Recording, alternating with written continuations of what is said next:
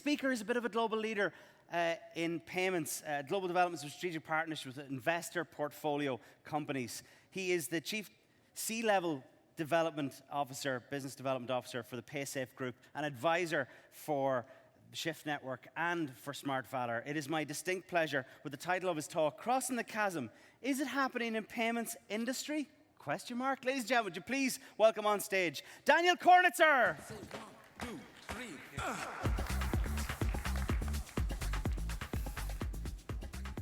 Hi, everyone. It's great to be here. Let me start by answering the question that's on the title of this presentation. So the answer is a resounding yes. I'll give you a couple of examples. If you look at mobile payments in China today, they've reached $15.4 trillion. And that's not a typo.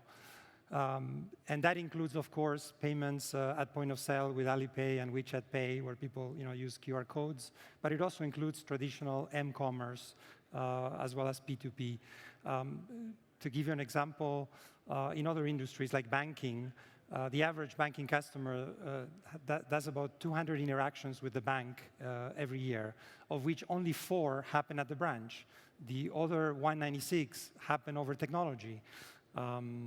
BBVA calls it brick to glass to air, where glass is smartphone or computer, and air is tap to pay, contactless. So the answer is yes, we're way beyond the chasm in payments. I'm going to try and take a quick look at the industry evolution. How did we get to where we are? What are the forces driving innovation and disruption? And why should we care as individuals, as businesses? And what is the promise of technology? How do we take these wonderful things that are being created and use them to deliver value to consumers, to businesses alike? So going back, I guess, to the beginning of the internet, when the internet was created, it was really a one-way highway. Quite limiting, but it was enough to revolutionize industries like media, news, yellow pages, or even catalog sales. Very quickly, that led to e-commerce. So I still have a copy of the New York Times article entitled, "The Internet is Open." August '94, the very first SSL encrypted transaction. Some guy in Philadelphia bought a CD, and that was the very first e-commerce transaction.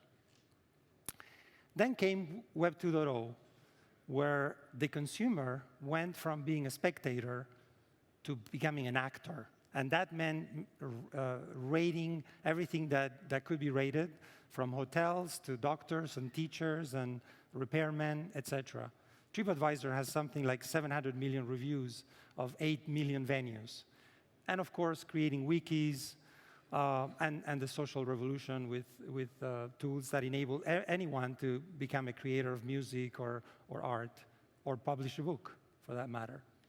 So if you look at the evolution, very quickly into social, mobile, and today, as we're entering the age of Internet of Things and artificial intelligence and blockchain, the common theme here is the acceleration of speed.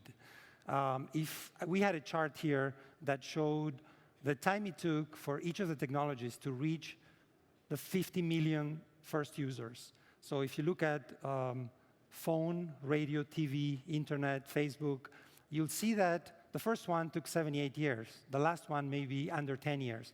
The speed of change is accelerating at a rhythm which is quite spectacular. But it's not just technology, because there are other axes where the changes are every bit as impactful as in technology. Let's pick 2 examples. Urbanization, okay? Let's go back to 1950. About 70% of the world's population was rural, 30% urban.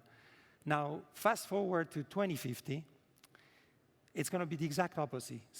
70% urban, 30% rural. That's a major change. The other trend, which I find extremely powerful, is the rise of Asia-Pacific, India and China in particular.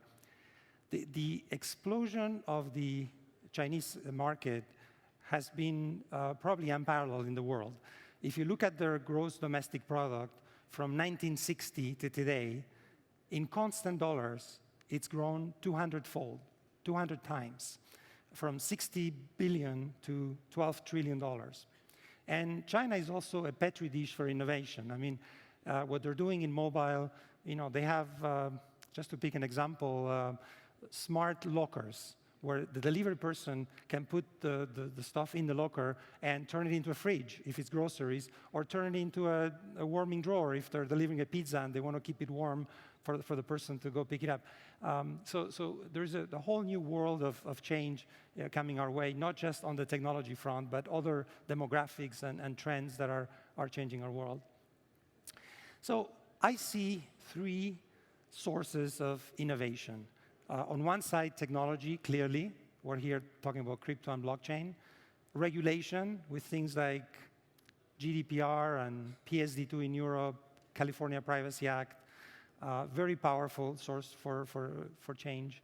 And last but not least, the customer. The customer is driving innovation.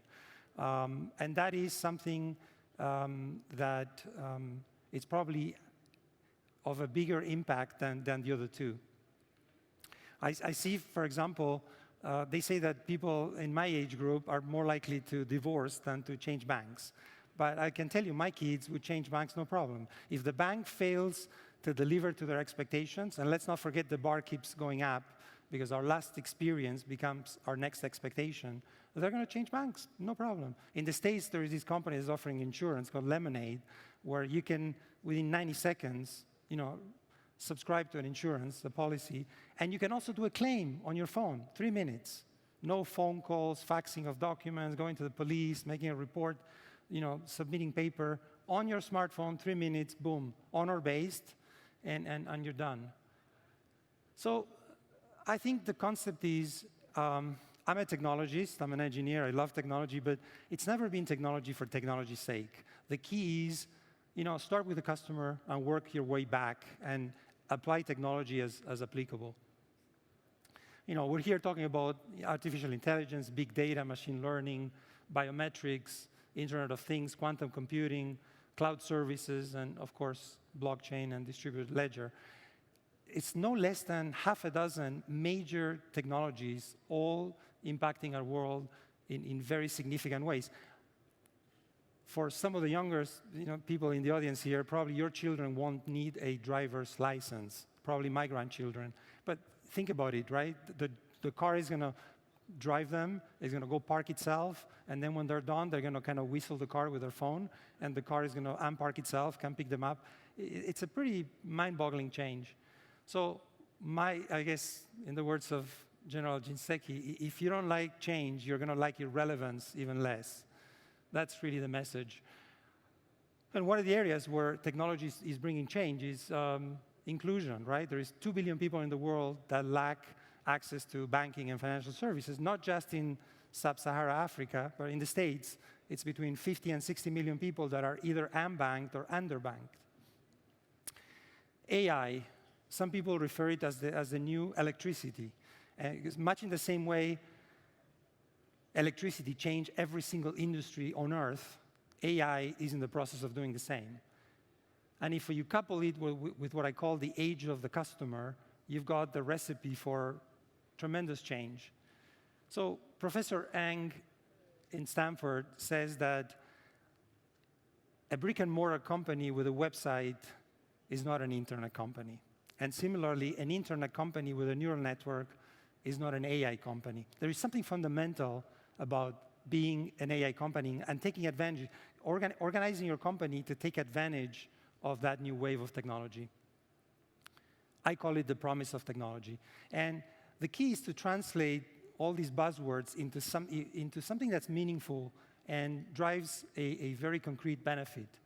So I've looked at 4 elements of value. The first I call convenience with security. So if you can provide a frictionless environment to consumers without compromising security, so using machine learning, behavioral analytics, and biometry to provide bulletproof security, but at the same time, frictionless, convenient access to services, then that's fantastic. The second point is mass personalization. We may be able to pick M&Ms, the color of them, But the thing is, with the advent of the Walmarts, the Amazons, the Costcos, which have done a tremendous job in terms of improving the economics of distribution, what we've lost is the personalization aspect. In the olden days, people used to have a special relationship with mom and pop shops. The owner of the restaurant knew you. They knew what meals you like. The owner of a shopping clothing store knew what kind of shirts you liked. And that we've lost because we've all become numbers. Now, AI has the promise to bring back that level of personalization that customers want. No one wants to be a number. We want to be valued and appreciated for our patronage. The third one, I call it automation with control. And the conundrum here is, if you automate everything, then you give up control. So think about, I have a house in Boca. I get a bill every month for my electricity. So imagine if I could create a smart contract with my bank and tell them, for every bill that I get, if it's between $50 and $120, pay it automatically. I don't need to see it. If it's below 50, I need to see it. Maybe my AC is broken and I need to call a repairman. If it's over 120, I also want to see it because maybe someone left all the lights on and my bill is $300. So the lesson here is 98% of the transactions will be fully automated. I won't see them. But the exceptions and the anomalies are going to come my way. It's what I call automation with control, which is the best of both worlds. Last but not least, the benefit of technology is faster speeds, lower cost, and better performance. Take an example, digital identity. It's an area that's ripe for innovation. Our data is with banks, with government, with processors. I was in Singapore presenting at May 2020. The hotel made a scan of my passport. So I have a scan of my passport floating in Singapore. It's not a good thing. Every time my data is somewhere else, it's a breach waiting to happen. The model is broken. So what we need is a federated system with fractional ID. And I think blockchain would be a tremendous way to render that faster, cheaper, and almost impervious to data breaches. So what does it mean for businesses? It means to take advantage of AI and blockchain and all these technologies, we need to bring down the decision-making to the engineers, to the product managers, which are much closer to the customer. It means that we need to do strategic data collection, meaning that you bring a product to market, you collect data, you iterate, you keep changing it until you get a product that's second to none. It means that you put all the data into a single warehouse so that you've got a full view of your customers. Imagine if my bank had siloed databases. So, this is the mortgage database, and this is the investments data, and this is the insurance database. They would never be able to get a cross view of me as a customer. And companies that cannot do that, cannot personalize, and cannot take advantage of the technology. AI companies have a pervasive drive to automate, and they do it very well. And there's new ways to do things. The roles have changed. I love product management. It's something that I've done for many years. In the old days, you would spec a website. Let's say if I was designing Facebook, I would say, here's what I want, a wireframe, I want a button here and stuff. If I'm doing the spec for a self-driving car, it's not the same thing. It's a probabilistic thing. Given a set of video inputs, I need to be sure that there is a 99.9999% chance that the car is not going to impact an object or a pedestrian. That's the way to spec an AI product, not a button here. So it's a new roles, new way to do things. I'm running for time, so I'm almost done. What does it mean for consumers? That we can benefit. As consumers, we're technology agnostic. All we care is the benefit. So we're going to benefit from the speed, the higher performance, the personalization, the security that the technology is bringing to us. And also, hopefully, we can advise our kids well in terms of what careers to go for so that they don't get displaced by AI and other automation, but rather go into fields that are going to allow them to reach their goals. And how do we create value in this new world? The only way to engender loyalty is by delivering value. And that means creating products that are fit for market, understanding the customer's higher purpose, and navigating those change. Solving needs, giving people back time, and reducing pain for the consumer. These are clear ways to create value for consumers. Change is the only constant. And what do I mean by understanding the higher purpose? So imagine if I buy a gym membership. So the physical product that I'm buying is access to the facilities and the machines. The logical product that I'm buying is the possibility of exercising to register for classes. But the emotional product that I'm buying is feeling better, losing weight, feeling in control of my life. So you've got physical, logical, and emotional. Unless you understand all the dimensions of the product, you cannot delight customers.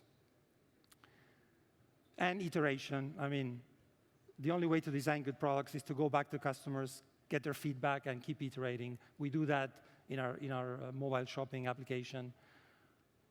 The best payments are transparent payments. The consumer, the merchant integrates into a platform, an app, and the payments come along for the ride. That is the key trend in payments, transparency. We're doing it, last slide. We're doing mobile ordering applications where we create virtual curated marketplaces around any property, airport, office tower, campus, and it's seeing a tremendous uptick in terms of customer demand. We're weaving cash into the fabric of digital payments with our cash vouchers.